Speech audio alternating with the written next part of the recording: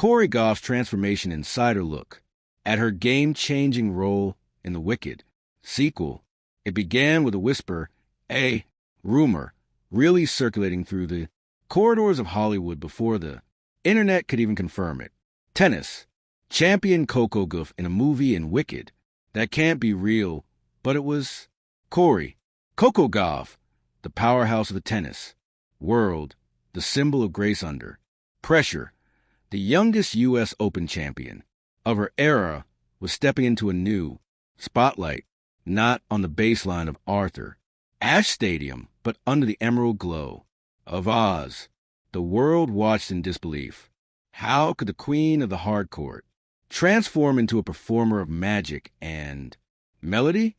The answer: courage, discipline, and a dash of wickedness. The unexpected call. It happened in early 2025. Coco was in Miami, recovering from a long tennis season when her manager knocked on her door. Universal Studios called, he said, trying to sound casual, but failing miserably. Coco sipping her smoothie raised an eyebrow. Universal, like the movie people? He grinned. They want to see you for Wicked Part 2. She almost choked. The Wicked sequel is in. Elphaba and Glenda Wicked. It turned out that director John M. Chu, who had helmed the blockbuster first film, had seen Coco's emotional interviews and her poise under pressure. He saw something rare, a combination of authenticity and fire. Corey, he had told her agent, has that magic I can't teach. She doesn't act, she feels. I want that nause. At first, Coco laughed it off. I'm not an actress, she said. I barely made it through high school drama class. But then she paused. She had spent her life proving doubters wrong. Why stop now? Into the Emerald City. The first day on, set was surreal. Universal Studios had recreated the shimmering Emerald City with dazzling precision. Spires are glass, streets paved in metallic green, and skies alive with light. Coco arrived, wearing sneakers and a hoodie, clutching her script like a nervous freshman. Ariana Grande, reprising her role as Glenda, greeted her with a warm smile. Hey, Coco, big fan. You're going to slay this, Ariana said, hugging her. The director introduced Coco to the cast and crew. Everyone meet Coco Gauff. You might know her from dominating tennis. Now she's joining us as Elra, the Guardian of Balance, our brand new character for the sequel. A ripple of excitement spread through the room. Elra wasn't the original Wicked lore. She was a new creation, a symbol of hope between Elphaba's darkness and Glenda's light. Coco's eyes widened as she realized this wasn't cameo. This was a real role, her first acting debut in one of Hollywood's biggest musicals. The transformation begins. Acting lessons began immediately. Coco trained with Nancy Banks, the same coach who worked with Margot Robbie and Emma Stone. For hours each day, they dissected every line, every emotion. Coco learned how to project vulnerability, not the kind from losing a tennis match, but the kind that lives in a single trembling word. When she wasn't on set, she was in dance, rehearsals under the guidance of choreographer Christopher Scott. She learned to move not like an athlete, but like a performer. At first, her natural power was too much. Every step was strong, sharp, almost defiant. Relax your shoulders, Scott would say. Let the rhythm lead you. You've already conquered speed. Now conquer stillness. It took weeks, but slowly she found it. The balance between control and surrender, music, magic, and midnight notes. Though Coco wasn't professional singer, she had rhythm in her soul.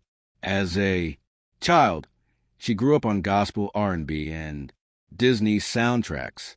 When composer Stephen Schwartz heard her hum during rehearsal, he smiled.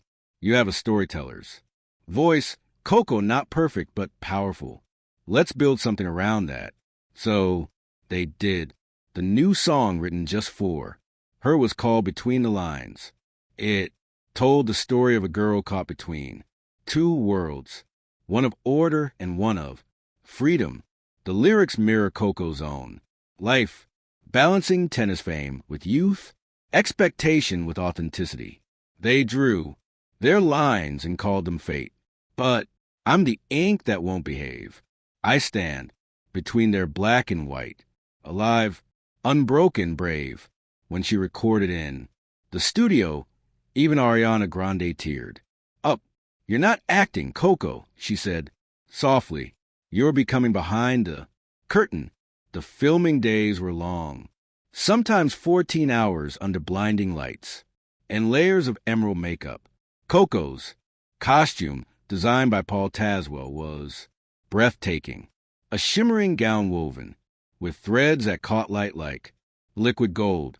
But beauty had its price. The dress weighed nearly 20 pounds. During one take, she tripped, nearly toppling over. The crew froze. She laughed, stood up, and said, "Guess I'm not ready for Broadway yet." The room erupted in applause. Her humility so natural, so disarming, made her everyone's favorite. On set, director John M. Chu often called her the heartbeat of a sequel. She reminds us, he said in an interview, that magic doesn't come from wands. It comes from authenticity. Between two worlds, between shoots, Coco continued training for the upcoming tennis season. Her mornings were spent on the court, her afternoons in Oz. It was exhausting, but strangely liberating. Tennis taught me focus, she told Vogue in an interview. Acting taught me freedom. Together, they balanced me. Fans marveled at how she managed both worlds. One day she was practicing volleys in Miami.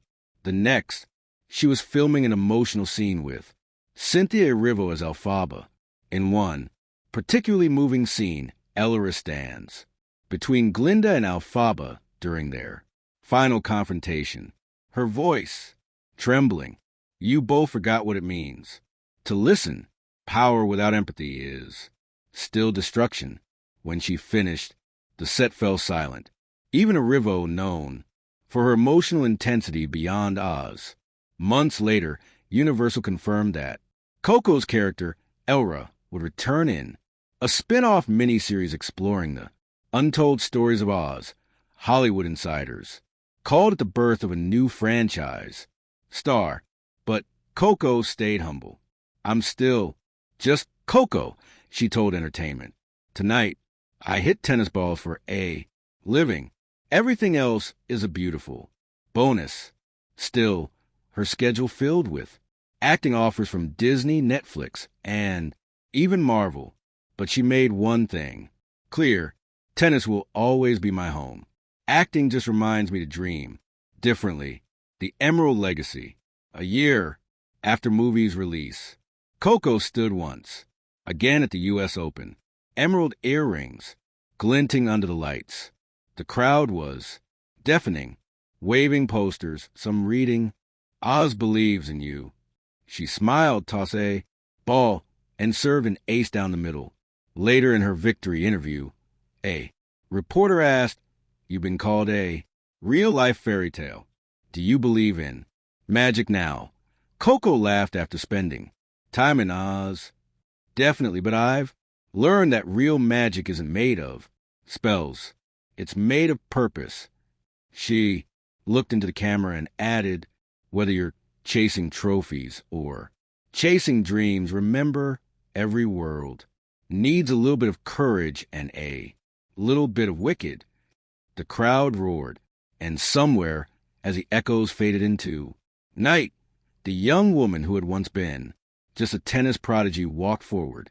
No longer bound by one dream, but shining across many.